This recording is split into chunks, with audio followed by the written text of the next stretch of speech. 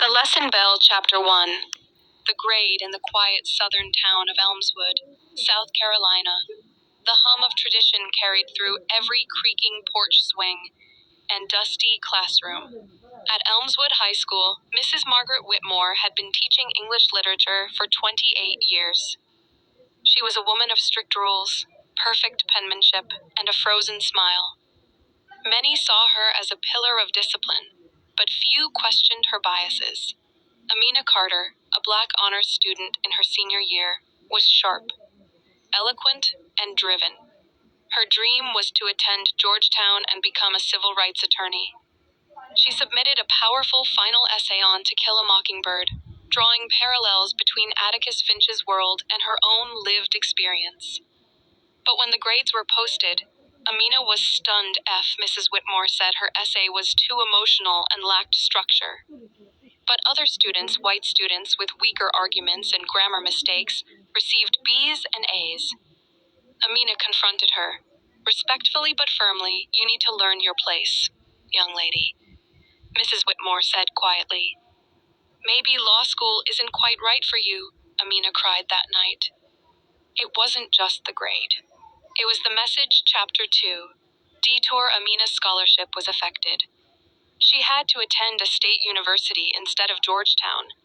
But she didn't give up. Fueled by anger and resolve, she earned top grades, transferred, and graduated magna cum laude. She put herself through law school, interning with civil rights nonprofits and working part-time. By 31, Amina Carter had passed the bar and joined the U.S. Department of Education's Civil Rights Division. Her focus? Discriminatory practices in public schools. Chapter 3. Elmswood again. When Elmswood High was flagged in a federal investigation for racial discrimination in grading and disciplinary action, Amina was assigned the case. She couldn't believe her eyes when the name Margaret Whitmore popped up in the list of long-serving faculty members now in her 60s.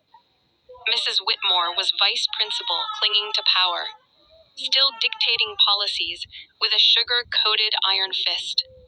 When Amina walked into that dusty school board meeting room, dressed in a sharp navy suit with the DOE badge on her lapel, Mrs. Whitmore turned pale. "Hello, Margaret," Amina said, calm but cutting.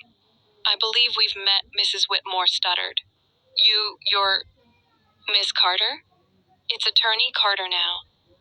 Chapter 4. Power. Shifa. The investigation revealed deeply entrenched racial disparities. Black students were 3 times more likely to be suspended, graded inconsistently, and placed in remedial tracks even with identical test scores as white peers. Mrs. Whitmore was implicated as having overridden teacher grades, disproportionately failed Black students, and discouraged them from taking AP classes.